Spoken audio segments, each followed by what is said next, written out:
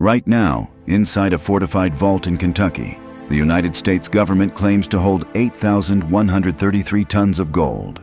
That is officially worth more than $600 billion at today's prices. It is supposedly the largest single gold reserve held by any nation on Earth. There is only one problem. Nobody has actually verified that gold exists in the quantities claimed. Not in decades. The last genuine comprehensive audit of Fort Knox was conducted in 1953, more than 70 years ago. Since then, Americans have been asked to simply trust the government. The same government that, nearly a century ago, robbed those very citizens of every ounce of gold they owned. Today, we will tell you exactly what the government knows about America's missing gold, why the numbers don't add up, and what they are almost certainly hiding. To understand the fraud, you need to understand what came before it. In April of 1933, President Roosevelt signed Executive Order 6102. Every American was required to surrender their gold to the federal government. All of it. The compensation was fixed at $20.67 per ounce. No negotiation, no appeal. Refusal meant a $10,000 fine or 10 years in prison. Within 30 days, Americans had handed over 3,673 tons of pure gold. They did it willingly. They believed the propaganda that sacrifice was patriotic. They trusted their government completely. 9 months later, Roosevelt signed the Gold Reserve Act. Overnight, the official price of gold was reset to $35 per ounce. The government had just made a 70% profit on gold it had, taken from its own people. That windfall amounted to roughly $2.8 billion, nearly half the entire federal budget that year. The robbery was complete. That stolen gold needed somewhere to live. Thus was born Fort Knox. Construction began in 1936. The cost was $560,000. The walls were reinforced concrete more than a meter thick. The entrance door weighed 20 tons. The lock combination was divided among multiple people so that no single individual could open it alone. Minefields surrounded the facility.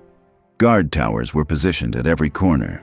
By 1941, Fort Knox held more than 650 million ounces of gold, the largest concentration of monetary gold in human history.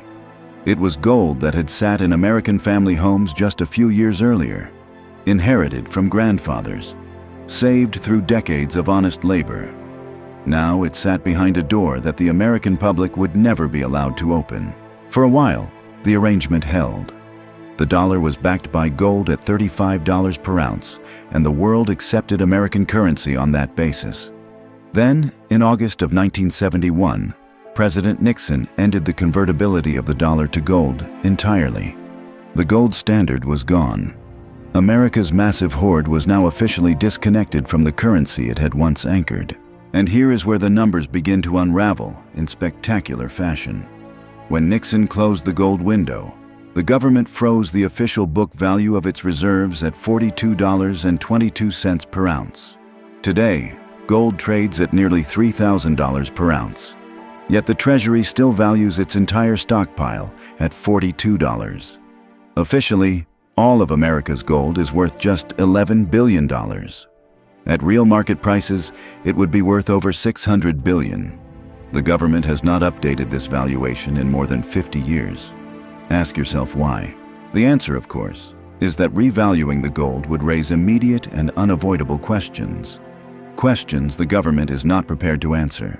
Because the moment you acknowledge what the gold is actually worth, people demand to know precisely where it is. Every bar, every ounce, every vault compartment, and the government cannot answer those questions. Not honestly. The last full physical audit of Fort Knox was Eisenhower's inspection in 1953. In 1974, under enormous public pressure, Congress organized a tour.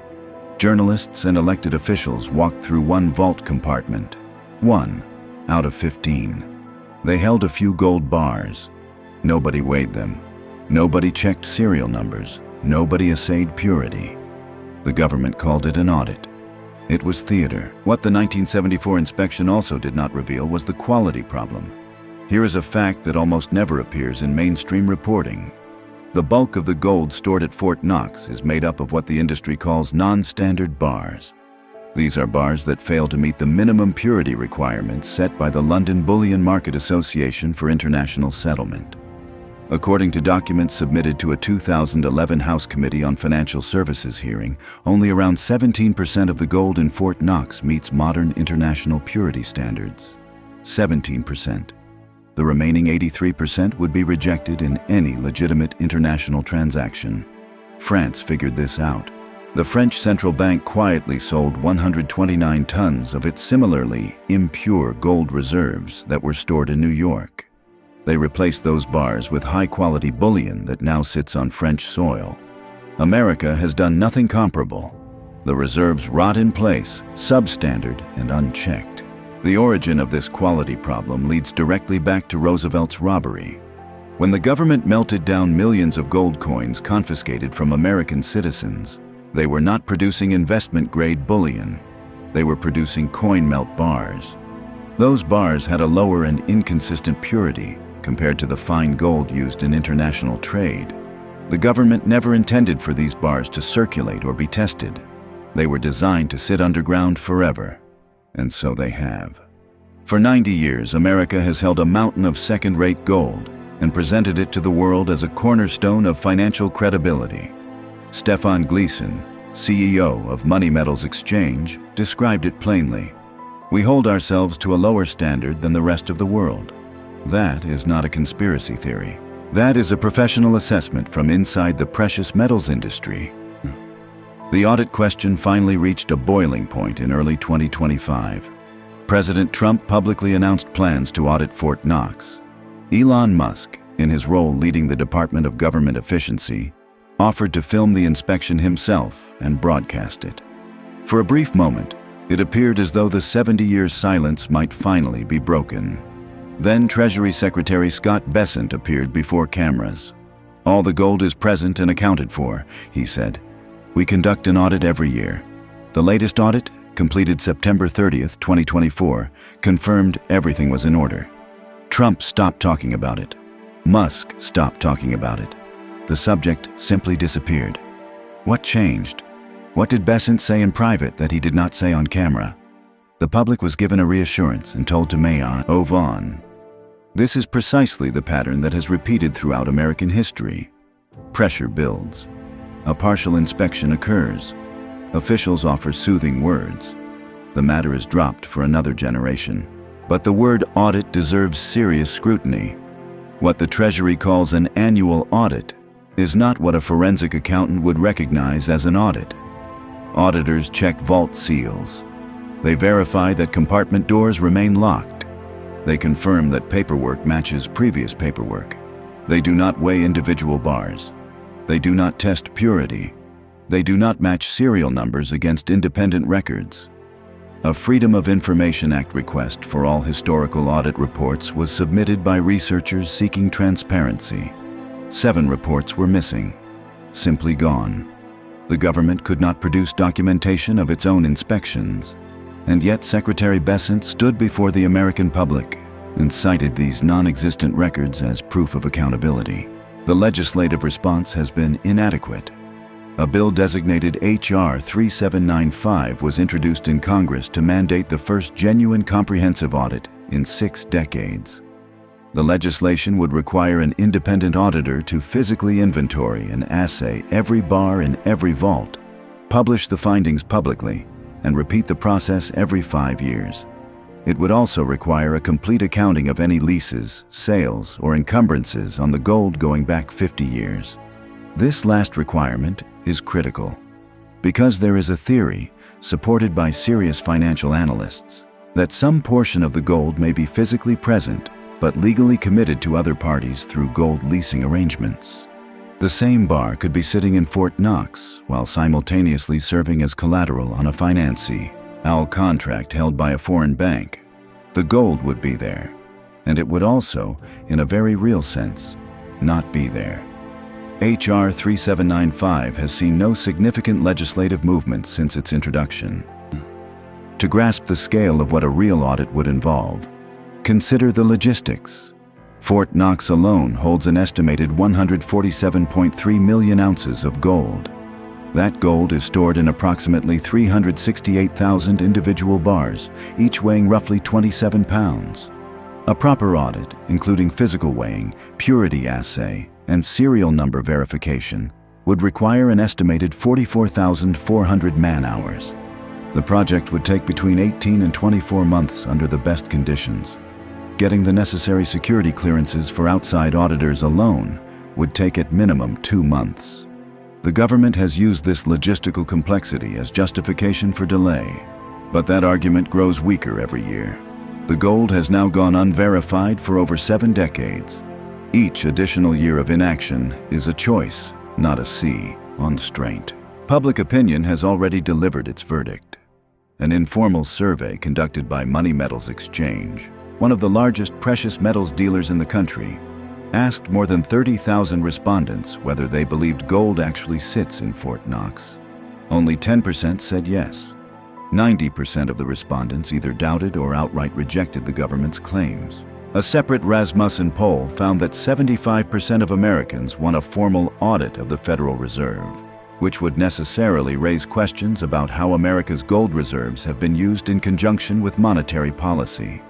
These are not fringe opinions. This is the mainstream American public expressing profound distrust in an institution that has repeatedly refused to demonstrate basic transparency about assets that legally belong to the nation. The revaluation question hangs over everything. If the government updated its gold books from $42 per ounce to the current market price, it would produce a paper windfall of approximately $749 billion overnight. No new taxes, no spending cuts, just a bookkeeping adjustment reflecting reality. Some economists and policymakers have floated this idea as a way to generate resources against a federal debt that now exceeds $35 trillion. But the moment the government revalues the gold, the pressure to actually verify the gold becomes politically irresistible. You cannot announce a $600 billion asset and then refuse to prove it exists. The revaluation and the audit are inseparable. And that, many analysts believe, is precisely why neither has happened. The historical pattern here is not subtle.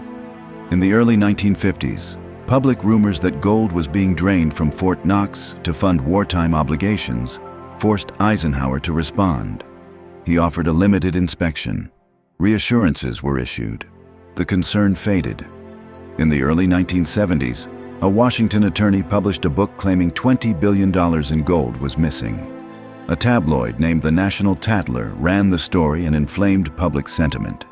Congress organized the 1974 tour. Officials stood in front of a single open compartment and declared everything was fine. Concern faded again.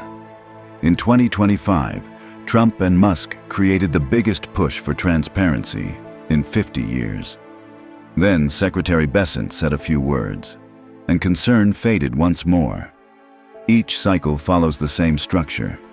Public alarm, PAW. RTL gesture, official reassurance, silence. The official figure sits at 8,133 tons. That number has not changed in over 40 years. It appears on Treasury documents with unwavering precision. Yet the gold has not been independently verified since before many of America's current senators were born. It is valued at a price frozen in 1973. 83% of it may be unusable in any real international transaction. 7 audit reports are missing from the historical record. Every serious attempt to inspect it has been deflected or diluted. And in early 2025, the 2 most powerful voices demanding accountability went silent within days of receiving a private briefing from the Treasury. Perhaps the government that stripped Americans of their gold in 1933 through deception and propaganda continues to deceive them today. But that, as they say, is a story for another time.